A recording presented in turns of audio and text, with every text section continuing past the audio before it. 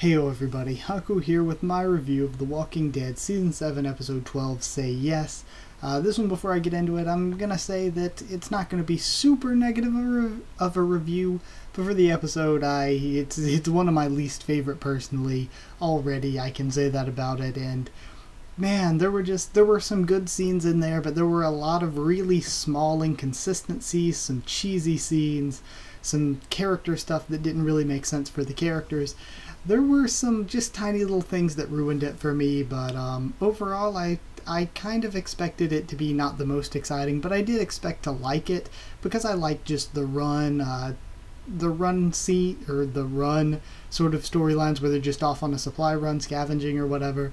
I typically like just any kind of apocalypse survival kind of scenario. And I like Rick and Michonne as characters. I like Richonne together, but it did feel a little bit forced at times, I will admit. But either way, we can talk about it part by part, and overall I think it was a bit below average, but it wasn't the worst thing ever, of course. So let's talk about it part by part. So Rick and Michonne, we have a scavenging montage for them. It wasn't bad or anything. I feel like they were really trying to push like, hey, Richonne. They could have put any other characters out there, but they're like, hey, Richonne, look at that. We're doing a Richonne episode. They were really pushing it, but who cares? Oh well, whatever. Makes moderate sense. Then it felt really, really weird character-wise through the whole episode that Rick was like so determined not to go back to Alexandria. He's like, forget that Judith's there, forget about Carl. We don't need to get there. Negan's gonna be coming back for another offering whenever. Who cares? And just this whole thing, it did not make sense for his character. We have Rosita then removing her stitches, of course, and she bitches at Tara for no reason. I'm with Tara. Just save it for the Savior. Save it for them. And later on, she finds and kills the Murica Walker, and it's a toy gun, not a real gun that she saw when she was looking into that house. So of course she gets pissed and chucks it, and I was like, relatable. Just get pissed at the little things like that. So Rick and Michonne kill this walker with a rifle, of course, and they find a fair with a military camp, which was a really cool setting. I do really like that. Michonne nonsensically wastes bullets from a gun that honestly shouldn't even fire to shoot some random stuff out there. And yeah, first problem with that, doesn't make sense in the situation that, we don't care enough to just waste bullets. Second, the gun probably shouldn't have worked. It's been on that walker's back for who knows how long, like as he's been rotting in the rain and everything. I'm not sure that it would be able to fire without a little bit of upkeep first. And then the third thing that made this scene kind of dumb and not make sense is when she fires, if you look, none of the walkers turn. None of them care. There's a gunshot, a friggin' loud-ass gunshot. None of the walkers care. None of them. And then, of course, they fall through the floor into this pit of food. Okay, good for them. So, yeah, they get supplies now, and my problem with that sequence, not that they laughed, that's fine, or that they weren't that, well, I guess my problem is, when they fell through, you would figure, zombie apocalypse, you'd always be on guard. Something unexpected happens, you are completely on guard next. They fall through the floor, and then that's kind of it. They just lay there. They're not like, hey, what if there's a walker in here? Nah, let's just lay here and laugh. They're not on guard whatsoever, and that really bugged me, because again, it doesn't make sense in the situation they're in.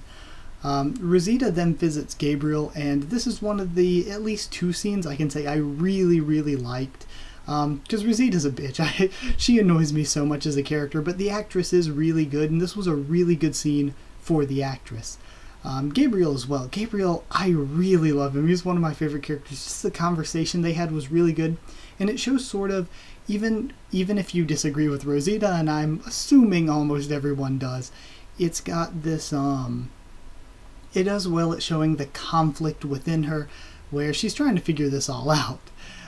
Then, of course, it makes me a little bit scared for Gabriel, though, just on a side note, just him getting all these cool lines. Every time Gabriel does something cool, I'm like, he's not that important a character. If he says or does something cool, they're about to kill him off. So every time he does something cool, I'm like, oh, no, Gabriel. Then Michonne tells Rick that he should be leading after Negan is gone. Now, this I'm fine with. This makes total sense. One thing that I would have liked from them, though, is if they mentioned, hey, look at Ezekiel. He seems to be a good guy and also seems to be far, far better at the whole organization thing and training and giving people jobs to do certain things. He seems a lot better at that than Rick does.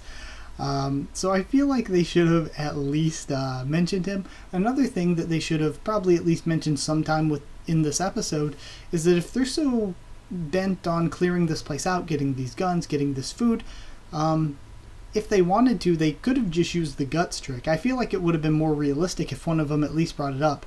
We're going to have to shower off or get all smelly in the van or whatever if we do it, but of course we could always use the guts trick. Just the thought of bringing it up, if this situation is supposedly dangerous, they could have just done that. That is like instant camouflage, like from what we've seen. Then we actually do see Tara talking to Judith about the whole Oceanside situation, and that's another scene I absolutely loved. It shows how deeply she's been thinking of the situation. Like she said, it would be great if they just helped us fight. They should logically and realistically just help us fight. But they're not going to do that. They're going to fight us, risk them dying, risk us dying, and our enemy's still going to be out there unharmed. So I like the way it showed how Tara had looked deeply into this situation. And we have Rick and Michonne killing the walkers, and the shadow kills. I saw people complain like, oh, were they censoring gore or whatever with the shadow kills behind the dumpster? I actually thought that looked pretty cool. I think it was a cool way to shoot the scene. I did not mind that at all. One thing, this isn't something for this episode as a whole, but for the show as a whole, I hate that we have not seen anybody train zombies yet. And for those of you that don't know what that means, if you've played any zombie game ever, training zombies is like, you just walk. And of course, we've found in The Walking Dead that the zombies respond to movement or whatever, or sound, and they just follow that. That's why a herd moves together. Each walker follows the walker in front of it or whatever because it sees it moving.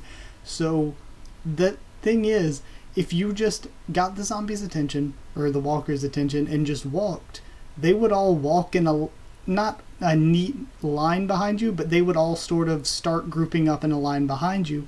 Then you just kill them one at a time, and that seems like a very safe and manageable way to deal with a large group of walkers.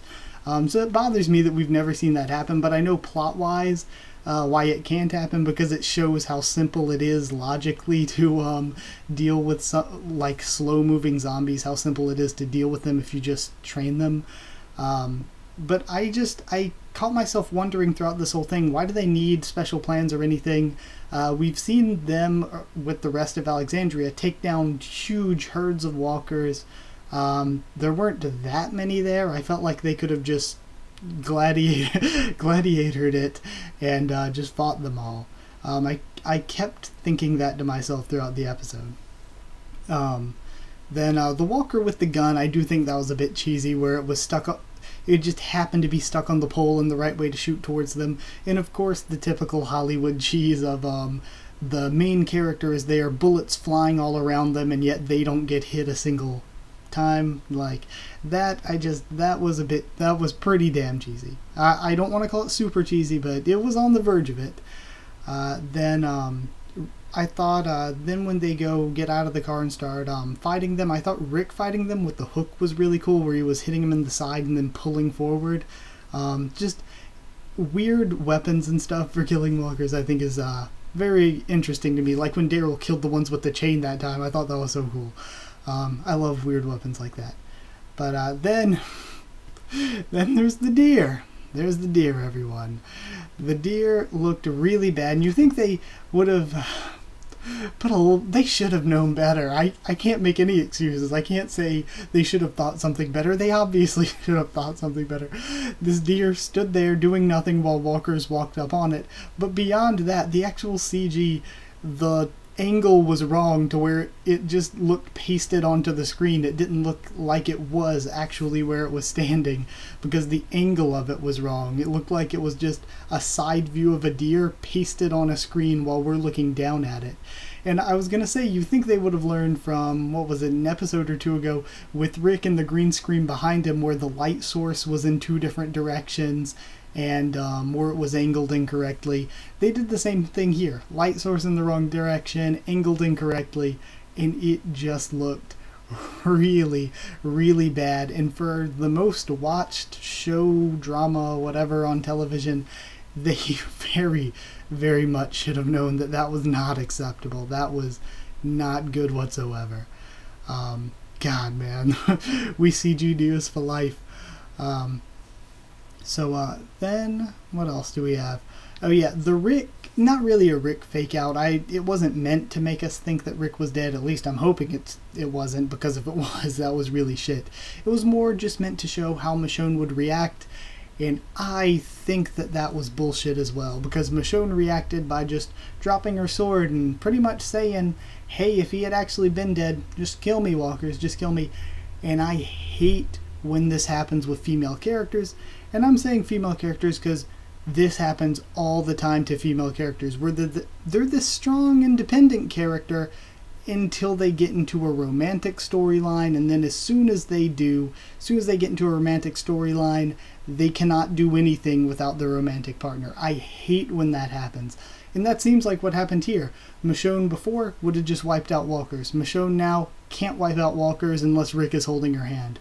Man, I just, that's what it felt like, and it was really, really frustrating to see that happen to that character. Then the conversation in the van happens afterward, and I thought it was really good. Man, this episode made me like, it kind of soured me a lot on Rick and Michonne, and then they have this good conversation scene. But it really is good for a deeper look into what Rick's been thinking and how he hasn't been able to sleep ever since Glenn died because he couldn't save him. So I do think that's a bit interesting. Jadis, then they meet up with her and she's like, we need twice as many guns, except in more broken English.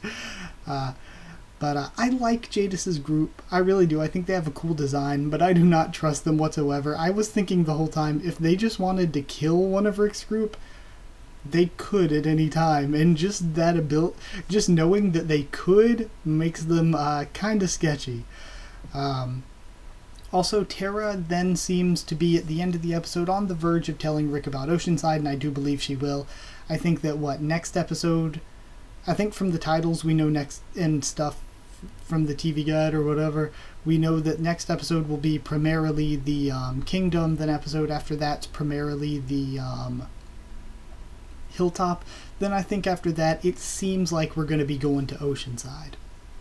Will we? Who knows, but it seems like we will. Then what else did we have? Oh, at the very, very end, Rosita arrives and gives a sniper rifle to Sasha at the Hilltop so that they can go through with Stupid Plan version 2.0. And that was pretty much it. So like I said, there were just a lot of really little inconsistencies that were really bad. The CG deer, the cheesiness, the whole sequence with Rick and Michonne and shooting that gun, just so many, I don't want to say mistakes, but so many things that they really should have known better than to go through with, to the point where it was almost annoying at a lot of times. It wasn't the worst thing ever, but definitely far below average. So for a score, I'd give it 3.5 really fucking bad CG deer out of 10.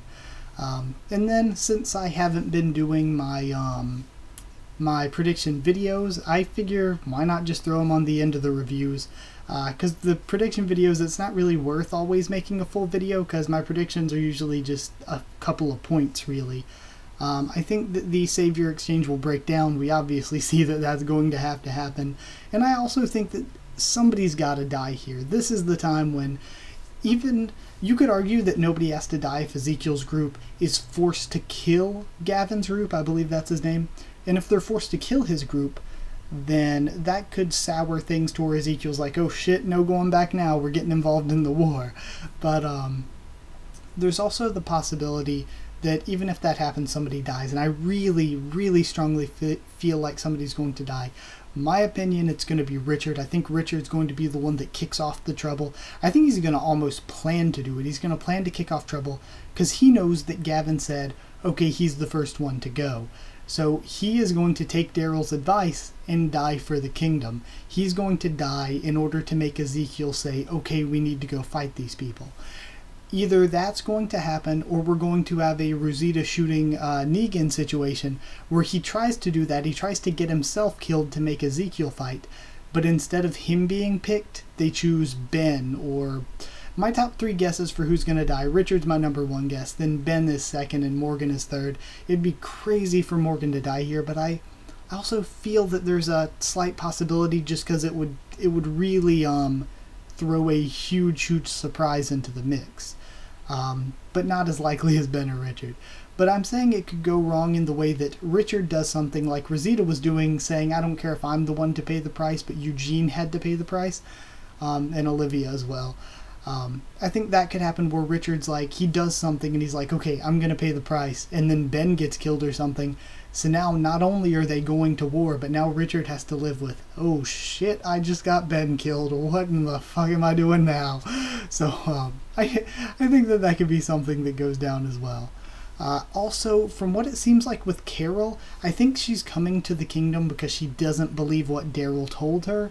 And when she gets there asking for Morgan and stuff, and asking Morgan if everyone's okay, I'm really not totally sure. It could be misleading. She could be saying, she could like see the kingdom in disarray or something and be like, is everyone okay? And he's gonna be like, no, Richard died or something.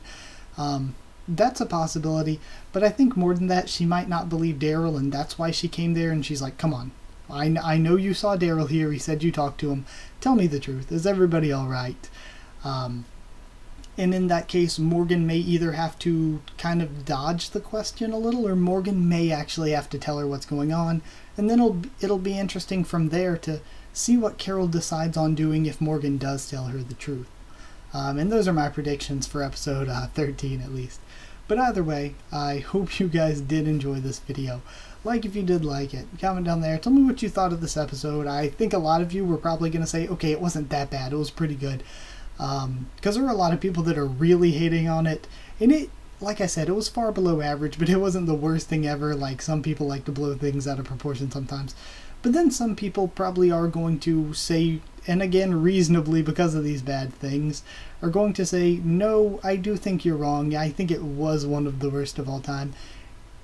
And I think that's a little bit blown out of proportion, but I do also see where you're coming from with that. Also, subscribe if you're not already, and if you want to, for more The Walking Dead, both TV show and comics, a ton of other things on the channel, whatever you want to do. Follow on Twitter if you want as well. I'll try to keep you updated there and stuff for the channel. Share the video around if you want, and that is it. So thank you once again for watching, and I'll see you all next time.